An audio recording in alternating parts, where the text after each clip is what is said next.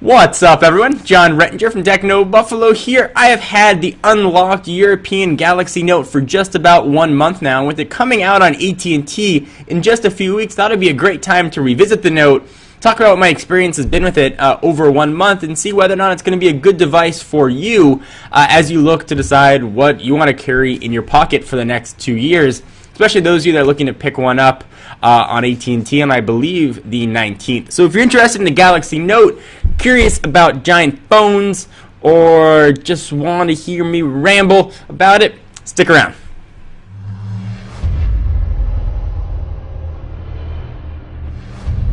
Alright, so at first the Galaxy Note is a bit of an anomaly. It's got this giant 5.3-inch AMOLED screen, it's got a resolution of 1280 by 800, and in all honesty, it looks silly when you go ahead and make a phone call. I recognize that.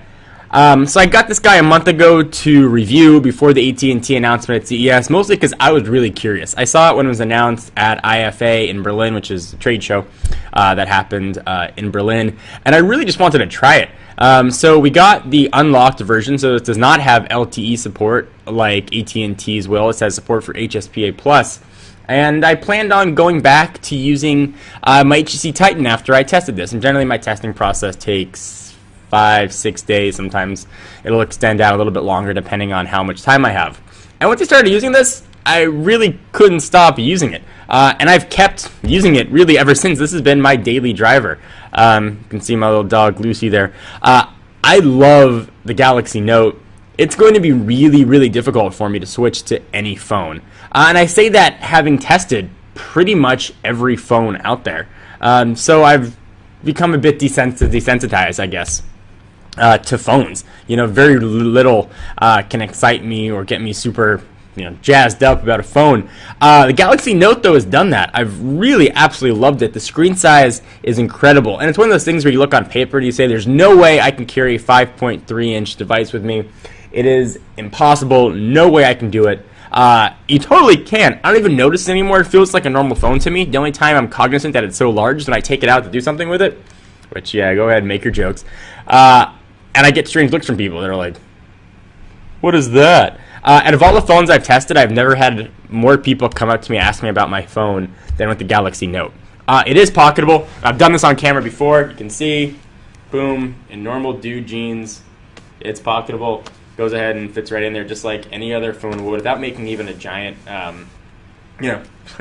bulge in my pants, so to speak. So yes, you can pocket it. Don't have to worry. That was my big concern. Extremely thin. Where the Galaxy Note has impressed me the most is in its battery. Let me go ahead and peel off this back here. And it's a plastic back that just comes off.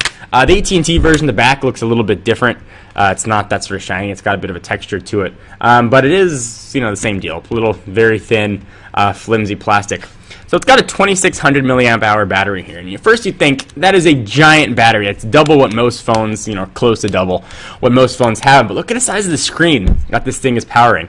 When I first started using the Note, the phone was, dying towards the end of the day. Like most phones, it really wasn't a very impressive battery. But after about a weekend using it, and perhaps as my use of it started to regulate and use it as a regular phone, I generally have 50% or more battery life by the time I go to bed at night. I take it off the charger around 7 a.m. And I plug it in around midnight. So it's a really full day with a ton of emails coming in. I use this for web browsing.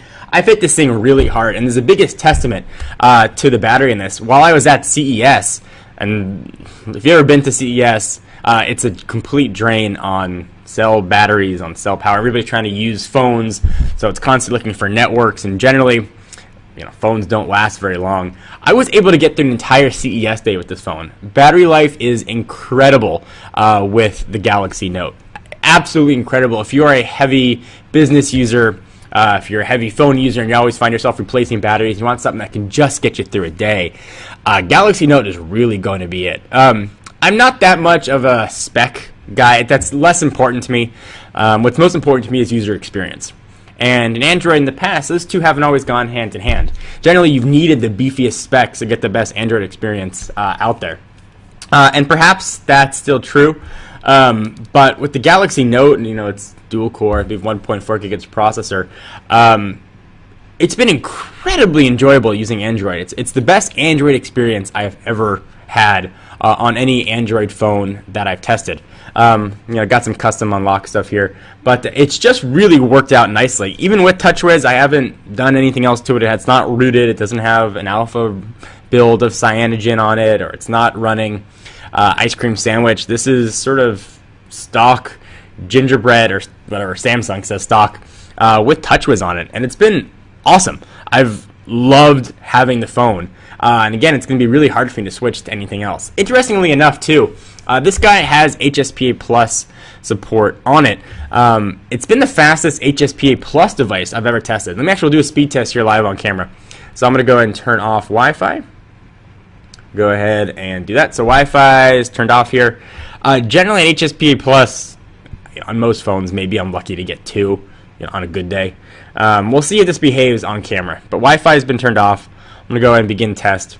And we'll see. But I'm seeing speeds on occasion with HSPA Plus in the 5 to 6 megabits per second down, which certainly is slower than what it's theoretically capable of, but is faster than any HSPA Plus I've ever tested here in Southern California. And it looks like for one of the very few times things are behaving on camera.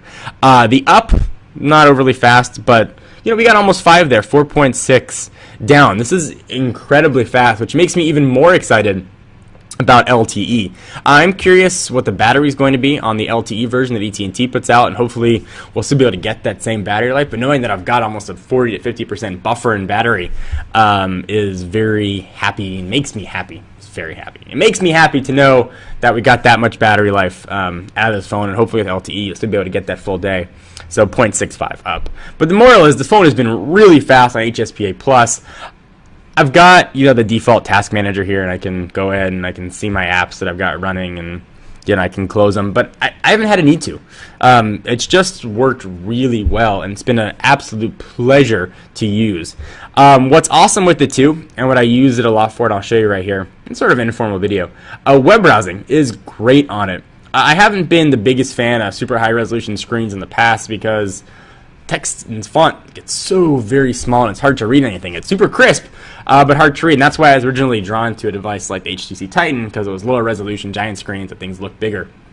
On a device here, which I know it's backlit, probably having a hard time seeing, you can see so much content on the screen, and because the screen's so big, and despite the high resolution, stuff still looks big on it, which has been really, really, really nice. Web browsing on this is an absolute breeze, and having the option to do Flash, when relevant, there's still a lot of mobile Flash content out there, and Flash content out there, things probably transition away from it, has been awesome. I'm zero complaints with the web browsing. The camera has been average-ish. It's not great. I haven't really watched many movies on here, but I assume if I wanted to, I could.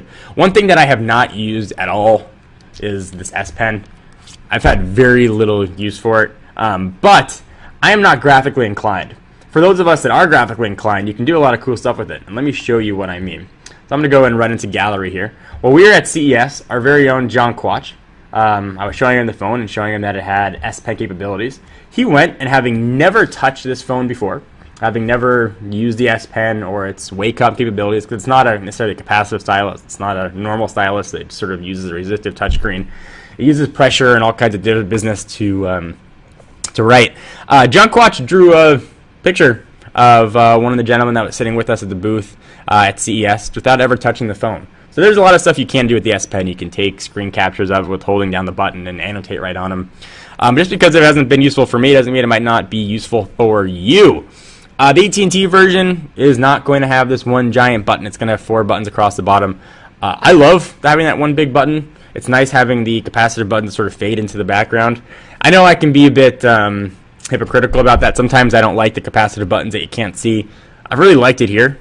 I don't know why, maybe it's a testament just to the phone itself.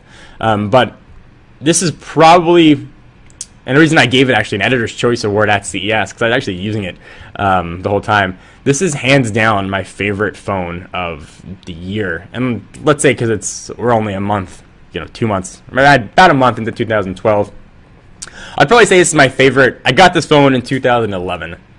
Just about 2000. I think I'd say 2011. This is my favorite phone of 2011. I don't know if I actually got it in the year 2011. But hands down, my favorite phone of the past 12 months at least. So if you're looking to get a phone, and you're looking to maybe make a switch, or you're not on AT&T, or you want to get the unlocked version, this is a great phone to get. We got this from our friends at Negri Electronics. You can buy it from any unlocked retailer out there. Certainly you're paying a premium if you get the unlocked version. You will get HSPA Plus capabilities, and you want to sign a contract, but you're not going to get LTE. So recommendation, wait till we get the review unit for AT&T and see if LTE makes a difference, see what the effect is on battery life. But I love the Galaxy Note. It gets a John Rettinger high five and a John Rettinger kiss on the cheek.